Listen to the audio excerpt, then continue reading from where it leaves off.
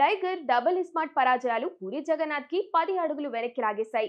పూరి మళ్ళీ నిలబడాలంటే, పూరి వైపు అందరి దృష్టి పడాలంటే ఇప్పుడు ఖచ్చితంగా ఓ హిట్ కొట్టాల్సిందే. దానికి తగినట్టుగానే పూరి కష్టపడుతున్నారు. ఇదివరకెప్పుడు లేనంతగా కథపై కసరత్తు చేసి ఓ పర్ఫెక్ట్ స్క్రిప్ట్ తయారు చేసుకున్నారు. కాస్టింగ్ విషయంలోనూ ఆచితూచి అడుగులేస్తున్నారు. విజయ్ సేతుపతికి కథ చెప్పి ఓకే చేయించుకోవడంలోనే పూరి తన తొలి సక్సెస్ కొట్టాడు. అసలు ఈ కాంబోనే క్రేజీగా ఉంది. ఆ తర్వాత ఈ టీంలోకి టబు వచ్చింది. దునియా విజయ్ ని ఈ సినిమాలో ప్రతినాయకుడిగా ఎంచుకున్నారు. ఈ పేర్లు స్టార్ కాస్ట్ క్రేజ్ మరింత పెంచుతుంది. ఈ సినిమాలో మరో ఇద్దరు హీరోయిన్లకు ఛాన్స్ ఉందని, నివేతా థామస్, రాధికా ఆప్టేలను కూడా టీంలోకి తీసుకున్నారని వార్తలొస్తున్నాయి.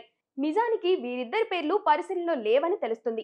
ఓ కథానాయిక ఉంటుందని, అయితే ఆమెను ఇంకా ఖరారు చేయలేదని, బాలీవుడ్ కు చెందిన ఓ నటీమణితో సంప్రదింపులు జరుగుతున్నాయని, త్వరలోనే ఆమె పేరు అధికారికంగా ప్రకటిస్తారని సమాచారం. ఈ సినిమా కోసం బెగ్గర్ అనే పేరు పరిశీలనలో ఉంది.